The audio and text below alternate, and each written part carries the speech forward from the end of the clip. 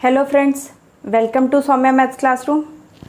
आपका नया लेक्चर तैयार हो रहा है और जैसा कि मैंने आपको बताया था कि कल हमने एक्सरसाइज 3.2 का क्वेश्चन नंबर 2 सॉल्व कर लिया था और उसके आगे अब हमें क्वेश्चन नंबर 3 पर चलना है।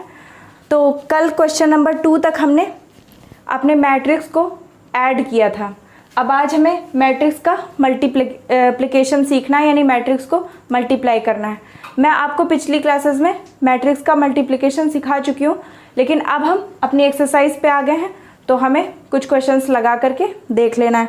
अब उसके अलावा आपके क्वेश्चन नंबर 3 में 6 पार्ट हैं, टोटल 6 पार्ट हैं, लेकिन उनमें से आपको केवल फर्स्ट और सेकेंड पार्ट ही मैं बता रही हूँ, क्योंकि मैंने आपको बताया था कि आपके जो सिलेबस है उससे 30% रिड्यूस कर दिया गया था, तो उसमें केवल 2x2 मैट्रिक्स को ही रखा गया है। 3x3 वाले मैट्रिक्स हटा दिए गए हैं, तो बाकी के जो आपके क्वेश्चन है वो 3x3 मैट्रिक्स से रिलेटेड है। और जब आपका नियम आ जाएगा कि अब आपका वो जो पूरा सिलेबस फिर से लागू कर दिया गया है, तो मैं आपको बाकी चीज़ें भी पढ़ा दूंगी। तो ये आपका क्वेश्चन नंबर फर्स्ट है। आइए हम देखते हैं। उसके पहले मैं आपको बता दूं कि प्लीज़ जल्दी से जल्दी चैनल को सब्सक्राइब कर लीजिए, वीडियोस को लाइक कर दीजिए और वीडियोस को ज़्यादा से ज़्यादा शेयर कीजिए। ओके, चलिए हम अपनी एक्सरसाइज पे आते हैं। आपको ये 2 मैट्रिक्स दिए हुए हैं और इनको आपको मल्टीप्लाई करना है। तो जैसा कि हम अपने पिछली क्लासेस में ही समझ चुके हैं कि मैट्रिक्स का मल्टीप्लिकेशन करते टाइम जब हमें 2 मैट्रिक्स दिए जाते हैं तो हम फर्स्ट मैट्रिक्स के केवल रोज को लेते हैं और सेकेंड मैट्रिक्स के केवल कॉलम्स को लेते हैं और उनके बीच में आपस में गुणा करते हैं। अब आइए देखते हैं कि हम कैसे करेंगे।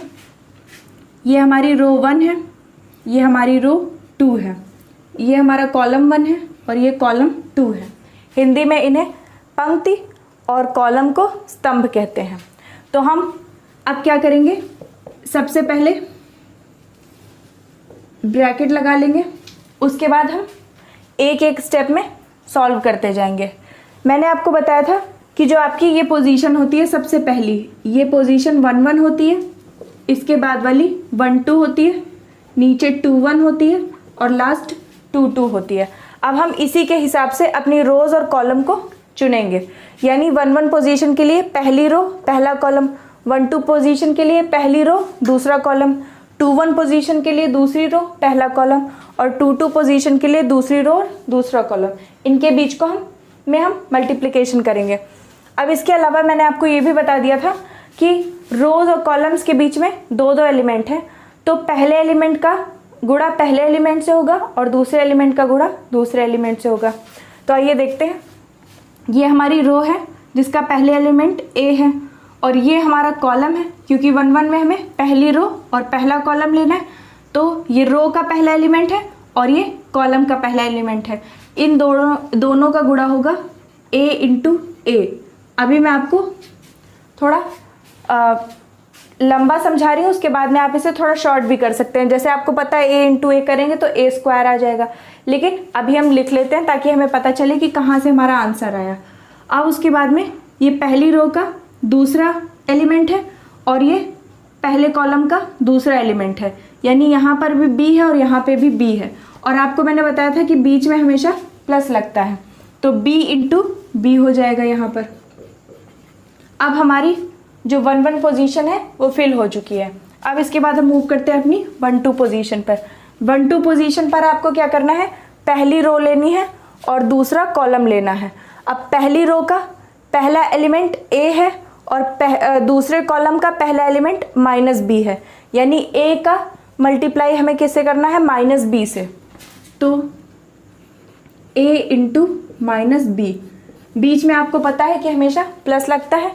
उसके बाद अब पहले रो का ये हो गया। अब इसके बाद दूसरे स्टेप में, यानी पहली रो का दूसरा एलिमेंट b है और दूसरे कॉलम का दूसरा एलिमेंट a है, तो अब हमें दूसरे एलिमेंट्स का गुणा करना है। तो क्या होगा, b इंटू ए आ जाएगा। अब हमारी 1 2 पोजीशन भी फिल हो चुकी है।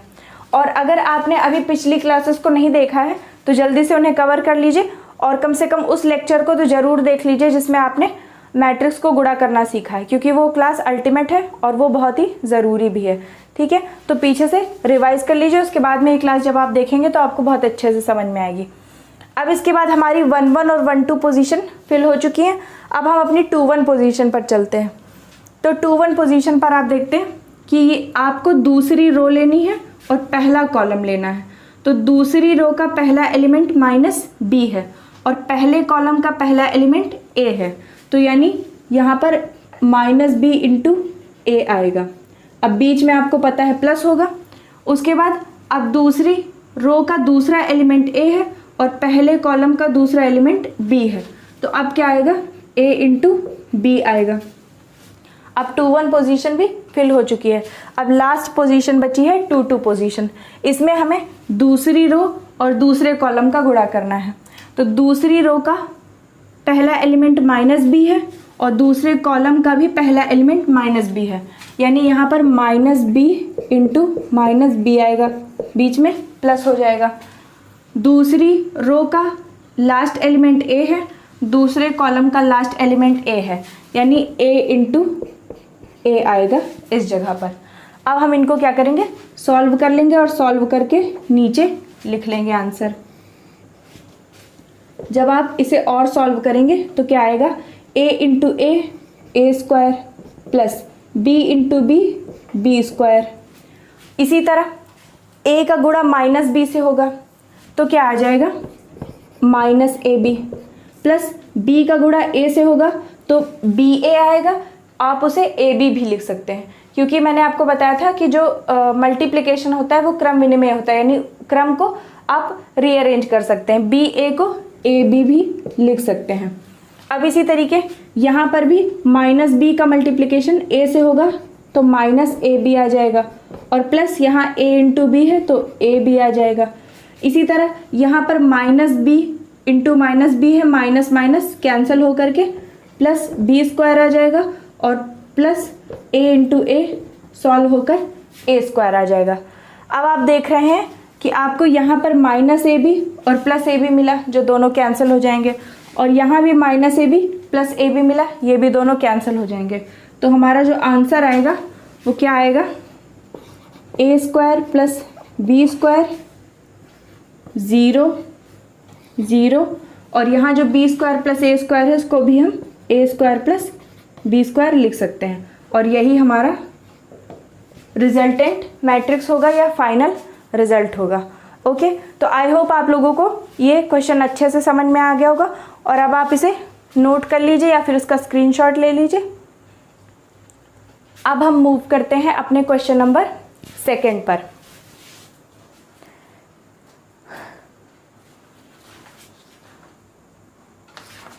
आपका क्वेश्चन नंबर 2 है,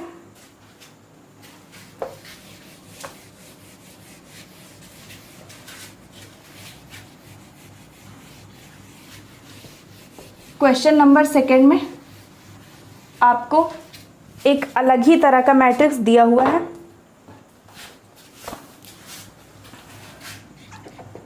सेकेंड नंबर क्वेश्चन, पहला मैट्रिक्स आपको दिया है 1 2 3 इस तरह, और दूसरा मैट्रिक्स आपको दिया है 2 3 4 इस तरह। अब आप इसे देखकर बिल्कुल भी ना घबराएं, ये भी आपके मैट्रिक्स हैं, और मैं आपको बता दूं कि इनका ऑर्डर क्या है। पहले मैट्रिक्स में आप देख रहे हैं first row, second row, third row, यानी रो है 3, लेकिन कॉलम एक ही है, यानी ये 3 इंटू 1 का मैट्रिक्स है।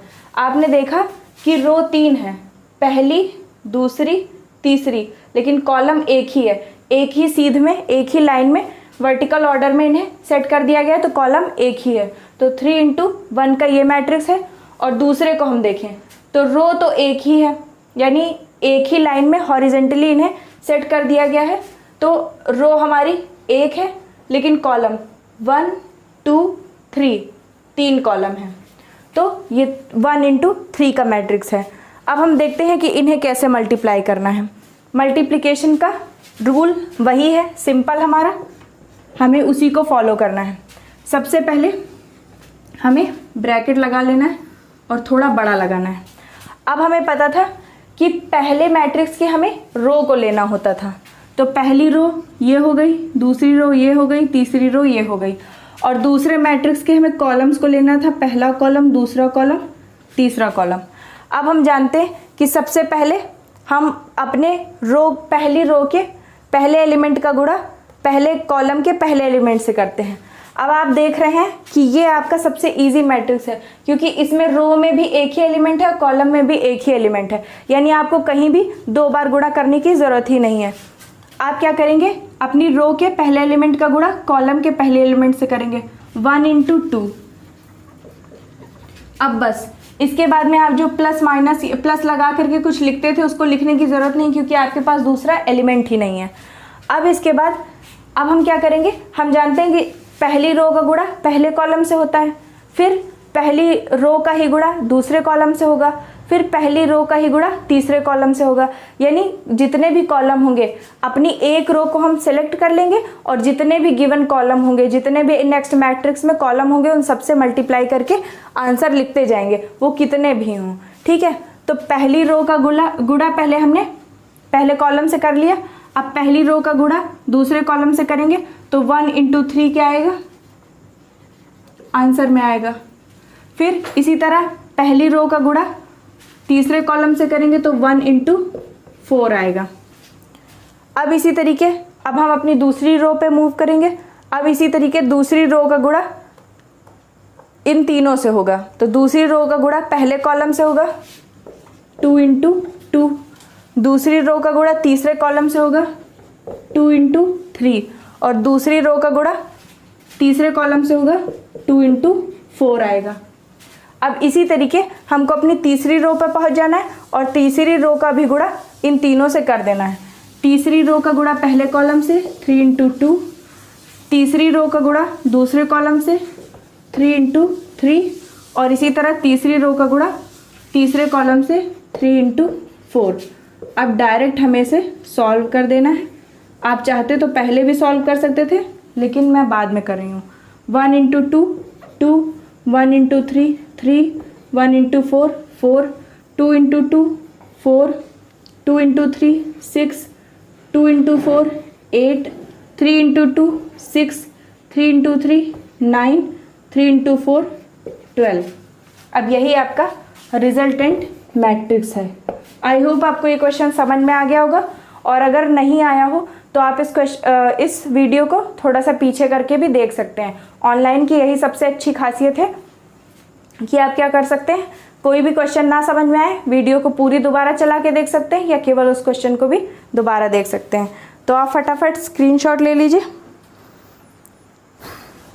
और अब आपका ये पार्ट यहीं पर ख़त्म होता है। अब हमने क्वेश्चन के 4th पार्ट पर चलते हैं।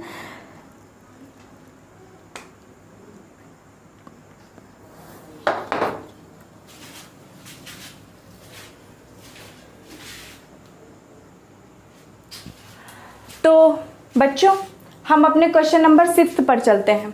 3rd के बाद 6th सीधा इसलिए आ गया क्योंकि जो आपका 4th और 5th नंबर क्वेश्चन है उसमें आपका 3 × 3 मैट्रिक्स दिया हुआ है। तो जैसा कि मैंने आपको बताया कि अभी आपके बोर्ड के सिलेबस से हटा हुआ है, तो इसलिए हम अपने क्वेश्चन नंबर 6 पर आ गए हैं। ठीक है, यहाँ पर आपको कैलकुलेट करना है cos थीटा इंटू एक मैट्रिक्स दिया हुआ है प्लस साइन थीटा इंटू दूसरा मैट्रिक्स दिया हुआ है। यानी हमें क्या करना है, cos थीटा का इस मैट्रिक्स में गुणा करना है, साइन थीटा का दूसरे मैट्रिक्स में गुणा करना है, और बाद में जो दो रिजल्टेंट मैट्रिक्स हैं उनको आपस में जोड़ करके एक रिजल्ट निकाल लेना है। तो जैसा कि आप जानते हैं कि बॉड मास के रूल से पहले आपको मल्टीप्लिकेशन करना होता है, बाद में जोड़ना होता है। तो यहाँ पर हम cos थीटा का इसमें गुणा पहले कर लेंगे और जोड़ेंगे बाद में, यानी पहले हम इन दोनों को अंदर इंक्लूड कर देंगे, उसके बाद में आपस में दोनों को ऐड करेंगे। तो चलिए पहले हम cos थीटा का अंदर मल्टीप्लिकेशन करते हैं। अब मैंने आपको बताया था कि जब भी किसी स्केलर से किसी मैट्रिक्स में गुणा किया जाता है, मैंने पिछली क्लासेस में आपको बताया है, आप किसी स्केलर का किसी मैट्रिक्स के अंदर मल्टीप्लिकेशन करते हैं, यानी कि इस अदिश का आव्यूह के अंदर गुणा करते हैं, तो इस अदिश का गुणा आव्यूह के हर पद से हो जाता है, यानी हर एलिमेंट से हो जाता है। यानी इस cos थीटा का मल्टीप्लिकेशन अंदर के हर कॉस और साइन थीटा से होगा। तो आइए हम करते हैं। कॉस थीटा का मल्टीप्लिकेशन कॉस थीटा से करेंगे तो क्या आएगा, cos square theta, cos square theta. फिर कॉस स्क्वायर थीटा का साइन थीटा से मल्टीप्लिकेशन होगा तो cos theta into sine theta आएगा। कॉस थीटा का मल्टीप्लिकेशन माइनस साइन थीटा से होगा तो minus cos theta into sine theta आएगा। कॉस थीटा का मल्टीप्लिकेशन कॉस थीटा से होगा तो कॉस स्क्वायर थीटा आ जाएगा। इसी तरीके बीच में प्लस लगा देंगे, शायद मैंने जगह थोड़ी कम छोड़ी है, इसे थोड़ा सा इधर शिफ्ट कर देते हैं जल्दी से। Cos square theta, cos theta into sine theta, minus cos theta into sine theta and cos square theta. ये हमारा पहला मैट्रिक्स बना। प्लस लगा करके अब हम अगले मैट्रिक्स में साइन थीटा को इंक्लूड करेंगे।